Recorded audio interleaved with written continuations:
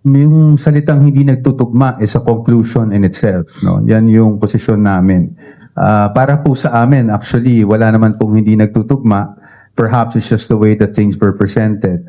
Obviously, as I said, we cannot disclose how we will defend the Vice President. But yung nangyari kahapon, of course, is something we already expected as a defense team, lalong-lalo na nung alam natin na itong committee hearings, nababalitaan natin yung mga subpoenas.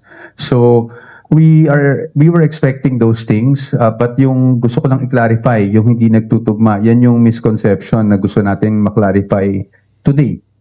Ngayon, bahala na yung taong bayan kung magpapakakulto sila o maghanap naman tayo na maayos sa Diyos. Di ba? Maghanap tayo ng leader na maayos sa Diyos. Hindi yung ganyan. Maraming pagpipilian eh. Di ba? Ay bukod pa rin sa ganyan.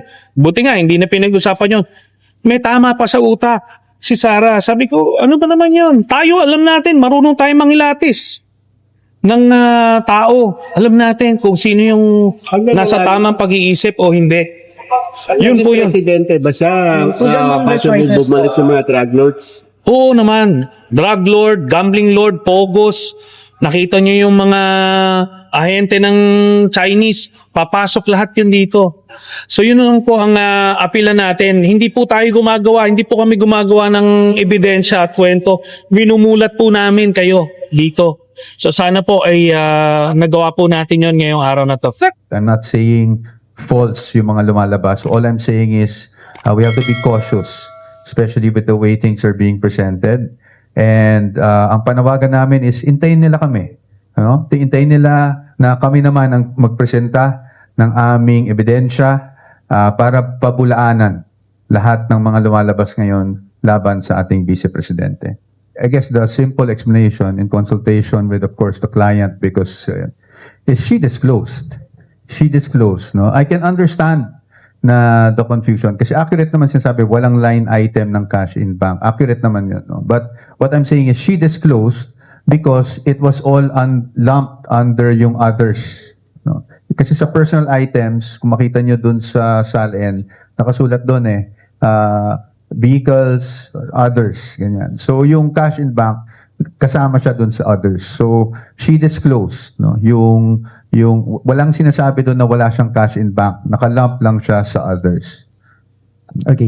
Thank you, sir. But I just wanted to clarify kasi baka sabihin parang sinasabi naming mali o sinungaling yung mga House members yesterday. Hindi naman po. Kasi ang sinasabi naman nila is walang line item ng cash in bank. So now we're just clarifying upon consultation with our client na she disclosed all of those actually. It was just lumped under others or I think various. As to her personally knowing Samuel Uy, hindi namin napag-usapan pa.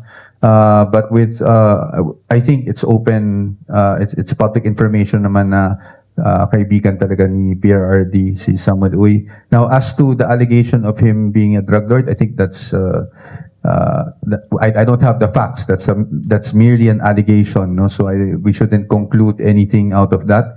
Again, unless proven in a court of law, I don't even want to go there and say alleged drug lord. Saka kawawa rin naman kasi yung tao, no, na nadadama yung pangalan.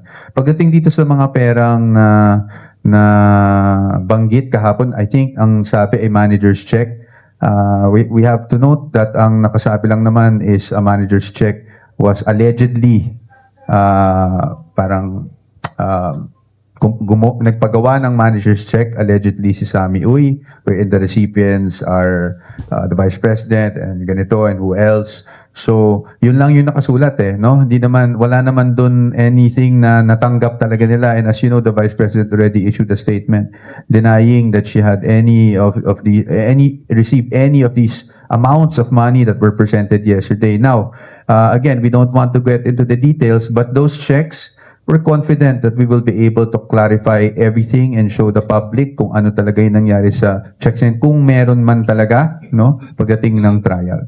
Si Sara Duterte at ang mga miyembro ng kanyang pamilya, kabilang na ang kanyang ama na si Rodrigo Duterte, ang common law wife ni Rodrigo Duterte na si Hanilet Abansenya, kasama pa ang kanilang anak na si Kitty Duterte, ang mga kapatid niya na si Pulong Duterte at Baste Duterte ay tumanggap ng pera o nag-encash ng daang-daang milyong halaga na mga cashier's checks o personal checks mula sa isang kilalang drug lord na si Sammy Uy. Kaushal, so yun, well, that's part of his affidavit kay natin, yung binasa niya doon kanina, no? Pero doon, along the way po ba, tingin nyo ba ay na-establish talaga na talagang merong, na ito yung source ng pera at ibigay talaga yung pera sa mga pangalan na binanggit ng dating senador? Well, unang-una ha, ang mismong yung talagang malalim na sisiyasat nitong mga ebidensya ay hindi naman sa aming Committee on Justice, kundi pag dumating ito sa Senado, Yeah. yung mismong trial nitong kaso.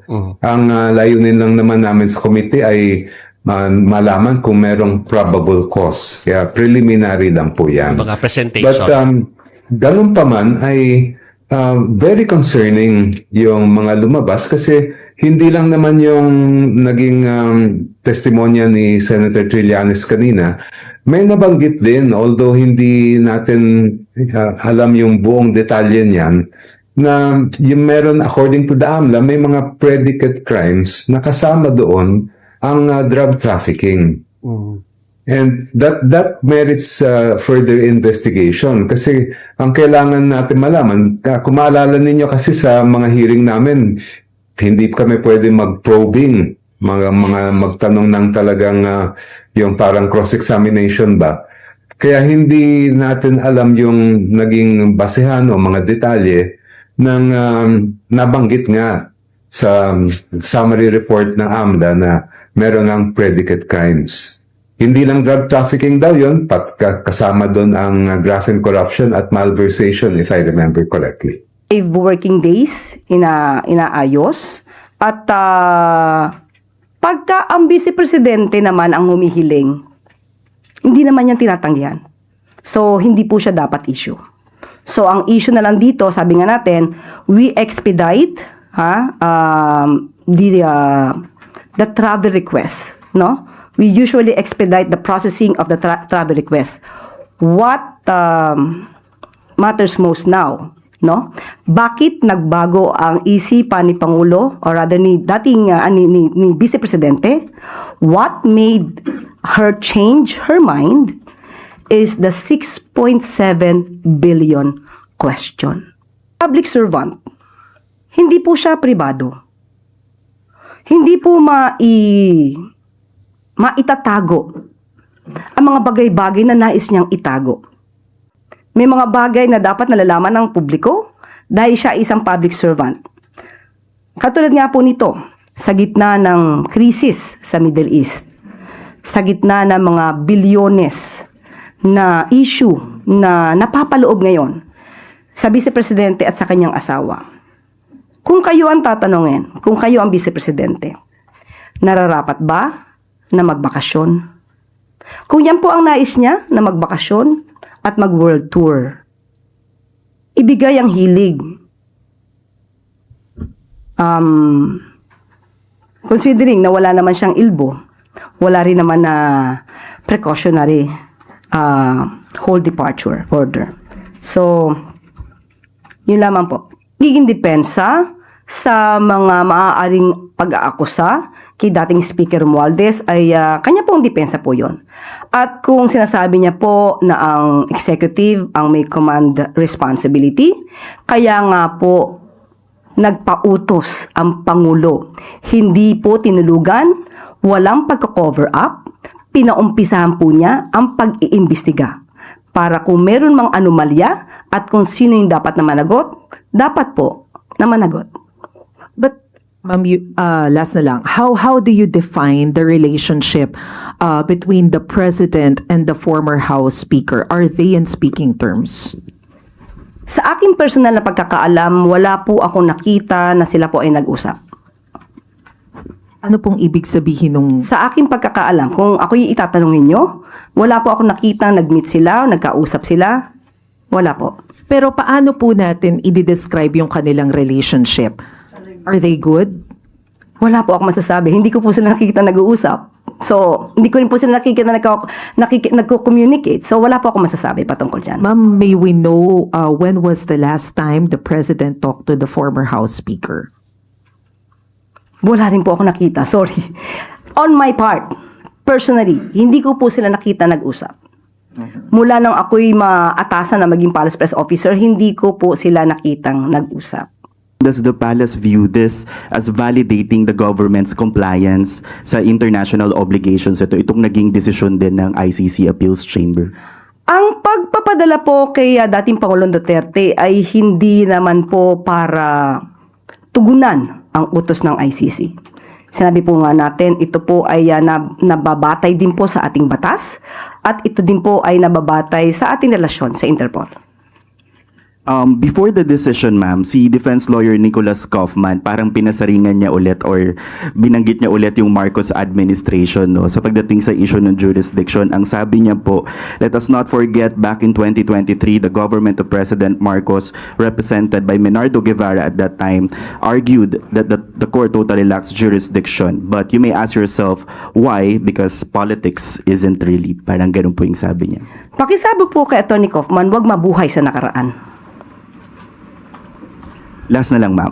Update on calls from some groups for the Marcos administration to rejoin the ICC kasi sabi po nila this would serve as a safeguard against future tyranny and bolster the nation's legal defense against war crimes. May status na po ba yung panawagan sa Pangulo na mag-rejoin sa ICC? Nung huli ko po itong sinagot, ang sinabi po ng Pangulo ay hindi pa po ngayon magre-rejoin sa ICC. So po na tanong, Mayong adlaw, I will not be answering any questions for today, but I will be relaying a message. So, the day he was flown to The Hague, I sent my papa on his Viber, what I posted on social media that day. It said, I will forever walk with pride, knowing that I am your daughter, your blood. The strength you raised me with will go untamed. I will stand by the promise I made you today. I love you. And dare I say it did go untamed, no? There is nothing and no one on this earth I will not face for my family, for my papa.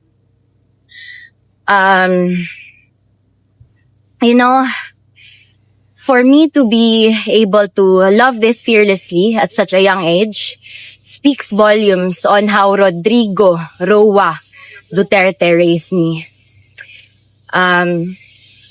Do not be fools and think he will die with his body. His fire burns in the bluest of blue through Congressman Pulong Duterte, Vice President Sara Duterte, Mayor Baste Duterte, and through me, who is nobody yet but just his kitty.